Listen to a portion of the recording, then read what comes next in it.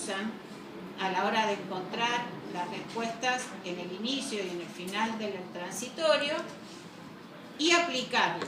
Pero no les voy a ir a tomar cómo integrar para encontrar la transformada en Laplace. ¿Está bien? Simplemente lo vamos a explicar a partir de un ejemplo y después lo vamos a utilizar. Así que no se vuelvan locos tratando de estudiar todo el desarrollo matemático, sino que tienen que practicar usarlo.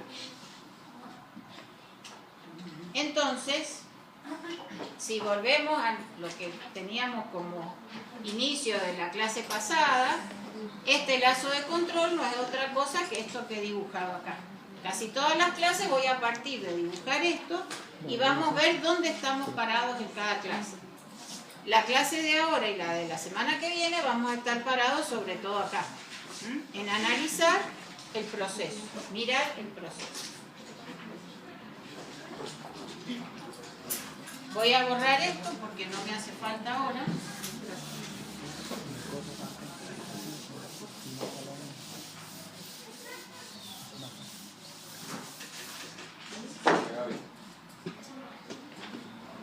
Y para modelar, nos partimos de lo que se llaman balances de masa y energía. De masa y o energía, porque no siempre tenemos que provocar, o sea, generar ecuaciones que modelen ambas cosas. Pero en general, cualquier balance está representado por la acumulación en un sistema que es igual a lo que entra menos lo que sale más lo que se genera menos lo que se consume. Entonces, supongamos que tenemos un proceso en el cual hay una reacción química. Habrán componentes de A que ingresan al sistema, componentes de B que ingresan al sistema, parte de lo que entra.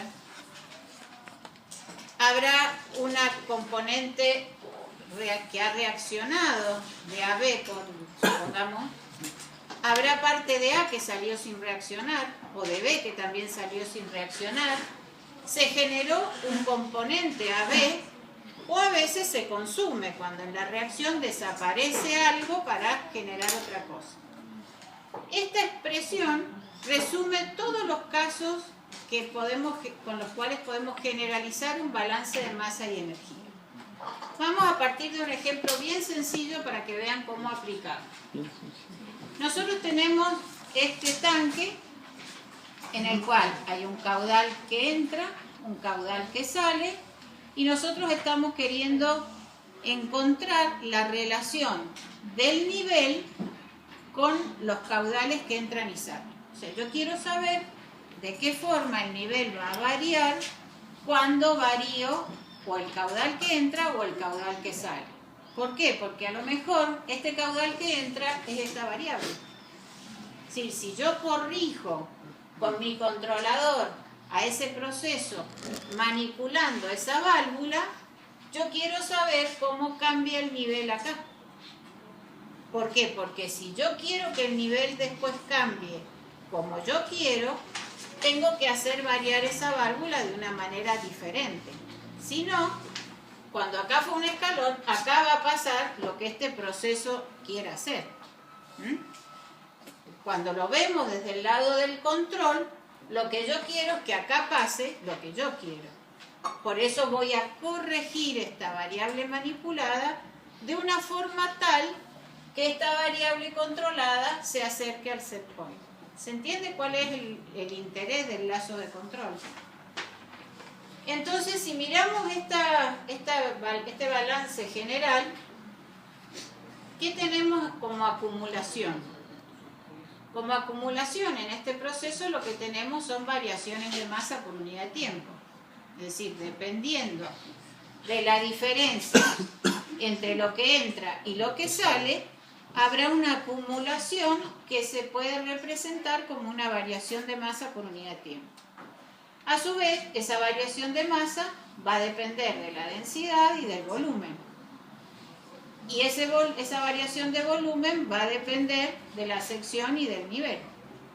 Entonces yo podría decir que este término, que es acumulación acá, va a ser la variación, bueno, ρ por A por la variación de H respecto del tiempo.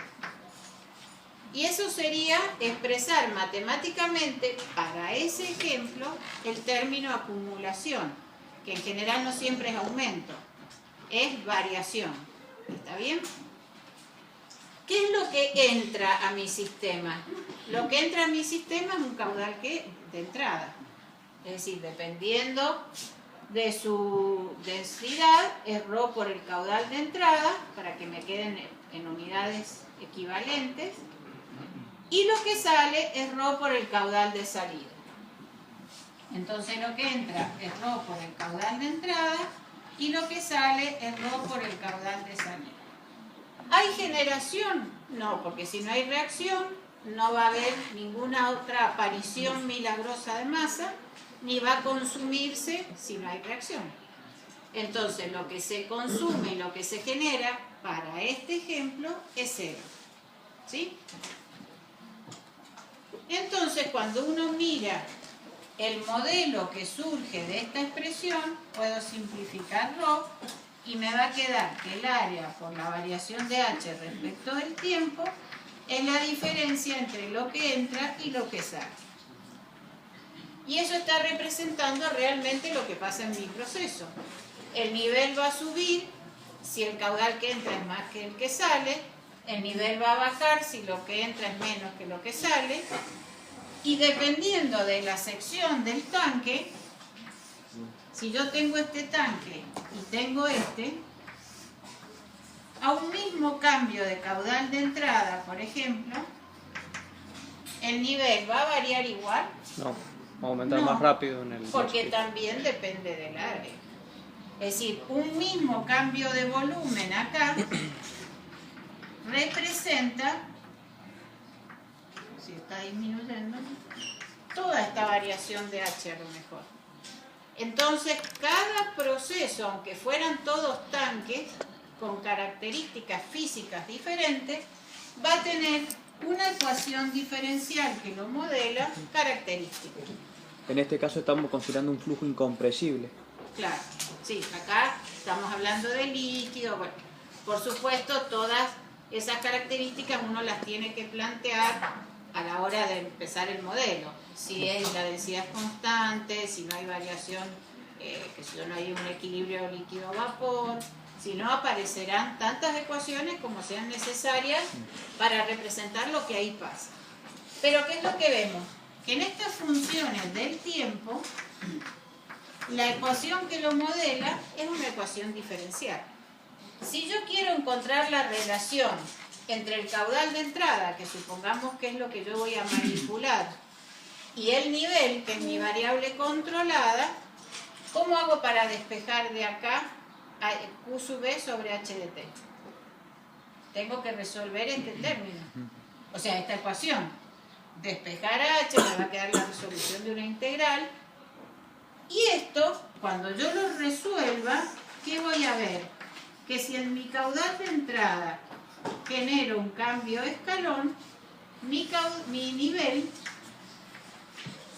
va a tener una variación característica que es así.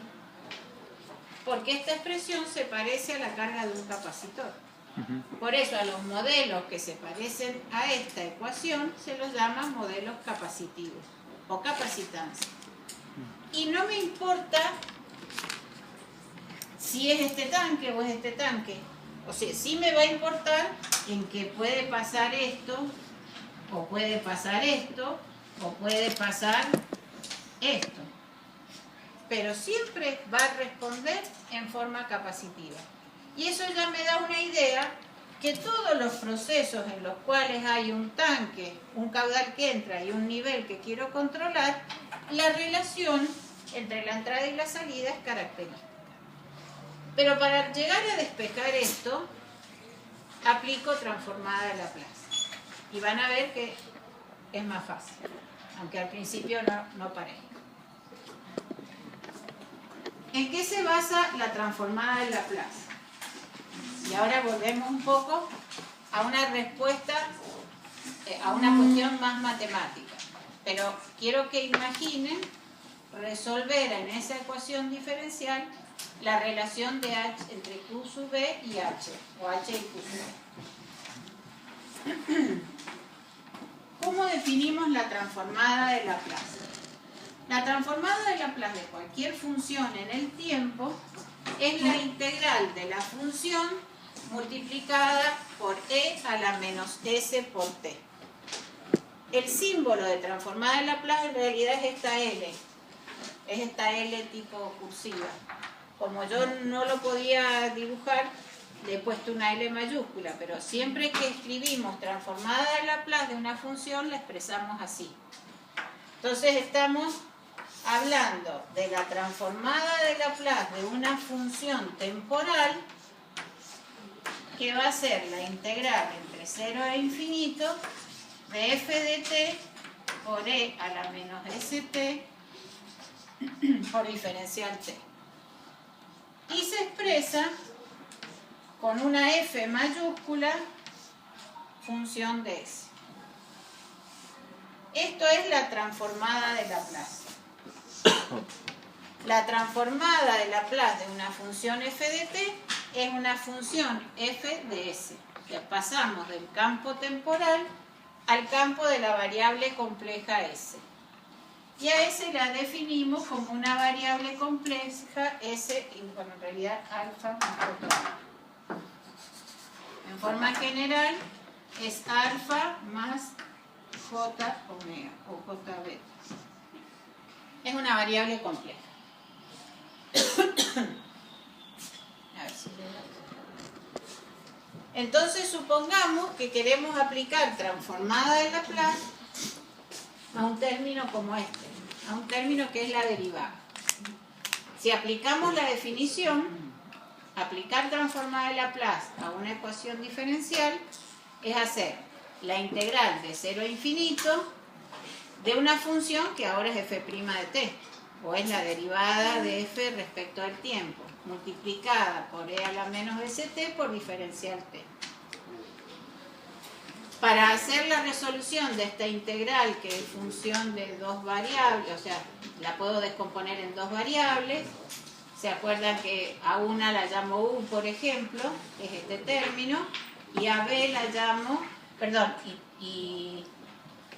u, que es e a la menos st? Si hago la derivada, me va a quedar menos s por e a la menos st. Y entonces diferencial de b es la integral de f de t por diferencial t, sacando de aquí. Entonces b, que es la integral de la diferencial b, es f de t.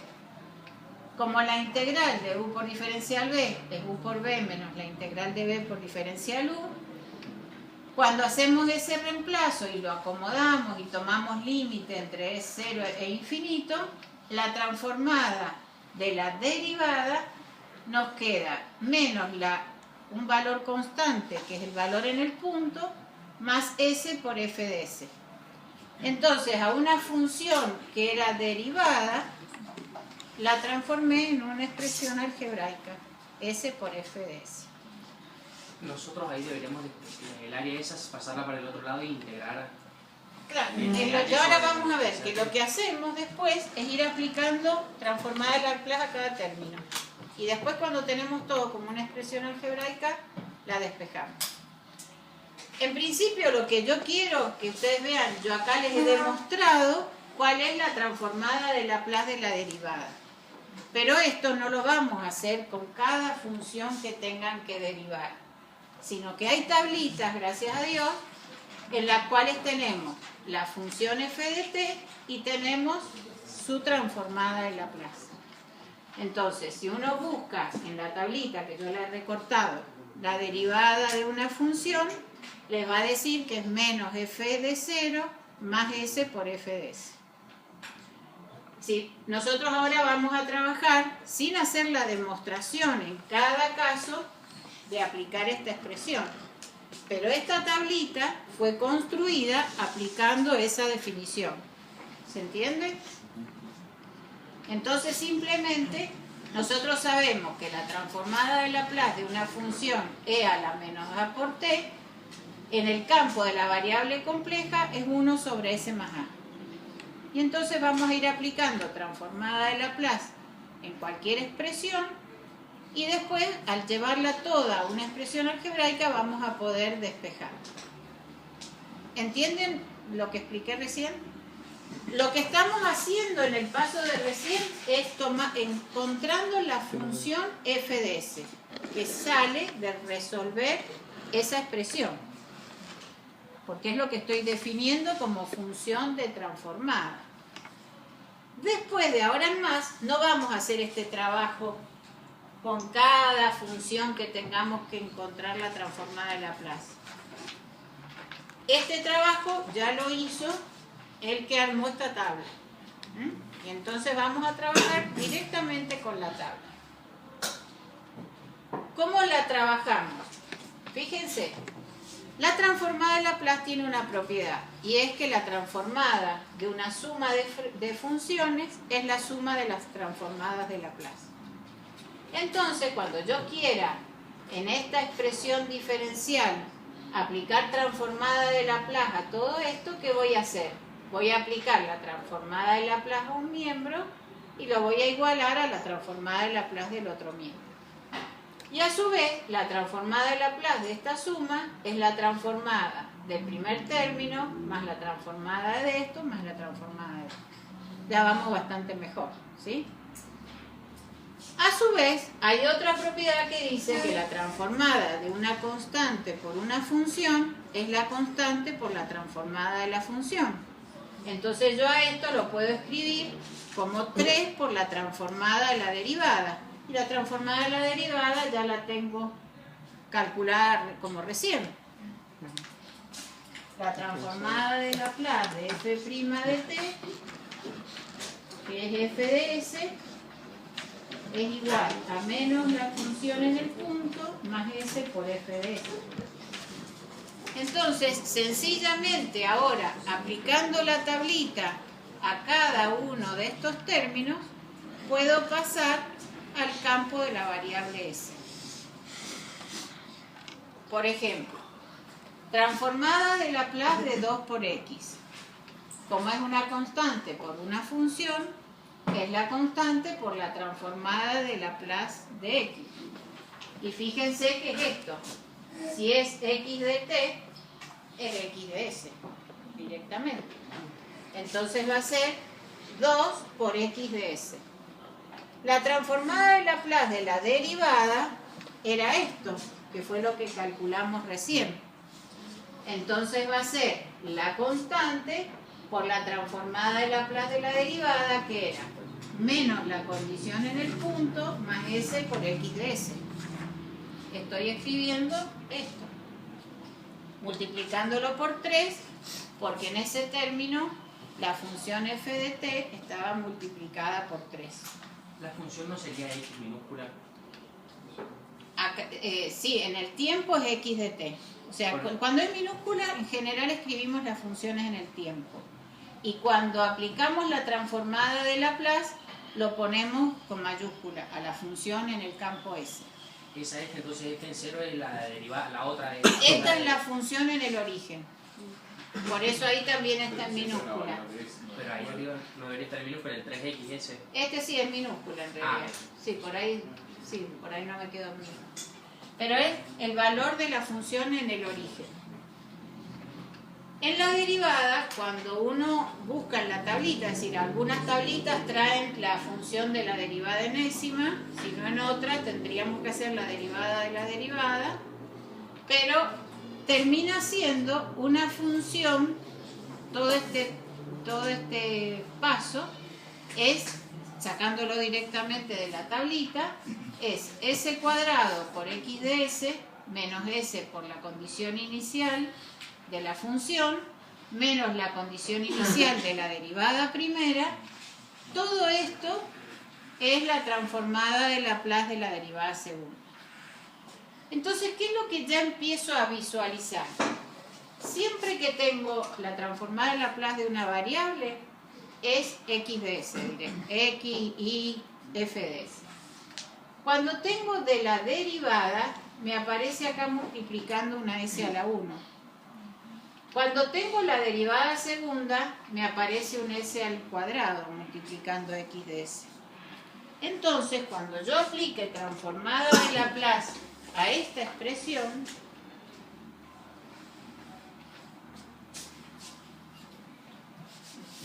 ¿qué me va a quedar? En este término me va a quedar la constante que multiplica a menos h de 0 más s por h de s, y esto va a ser la transformada de Laplace de este término, ¿sí? Cuando tomo transformada de Laplace de este otro término, tengo que hacer la transformada de Laplace de esta función menos la transformada de Laplace de esta. Entonces va a ser q sub b de s menos q sub s de s. Y esto expresado, si yo considero que las condiciones iniciales son nulas, me queda una función que tiene s a la 1. ¿Y por qué tiene s a la 1? Porque partí de una derivada primera. Entonces, cuando yo encuentro las funciones de transferencia, sencillamente con mirar si tengo s a la 1, s a la 2, s a la 3, yo ya me estoy imaginando esto. La acción inversa de volver al tiempo es muy fácil cuando yo ya sé qué tipo de función de transferencia tengo y a qué corresponde como origen en su ecuación diferencial del modelo. Siempre que acá aparezca un s a la 1 es porque partí de una ecuación diferencial de primer orden. Entonces yo sé que la respuesta de cualquier modelo que tiene una ecuación diferencial de primer orden va a ser una respuesta exponencial a un cambio de escalón. ¿Me entienden? Ahora es difícil porque tenemos que acomodar la cabeza a llevar la ecuación diferencial a la transformada de Laplace y después volver al tiempo. Pero ya después, cada vez que veamos esto o cada vez que veamos esto, ya vamos a saber que es lo mismo. Que uno es la función en el campo de la variable compleja S y la otra es la ecuación en el tiempo. Si no fuera derivada la ecuación esa, nos quedaría una recta ahí. Porque tendríamos... Claro, te quedaría una relación lineal. Pero esta es una función capacitiva porque partí en el tiempo de una ecuación diferencial y cuando apliqué transformada de Laplace me apareció un término s a la 1. Y ya vamos a ver que lo vamos a acomodar de una forma especial para que tenga un sentido práctico muy fácil de ver. Y cuando tengo s al cuadrado, ¿qué forma tiene? Y partiste de una ecuación diferencial de segundo orden.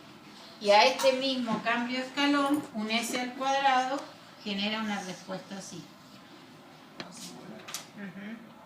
Entonces uno ya empieza a diferenciar cómo va a responder simplemente mirando la ecuación diferencial o la función de transferencia.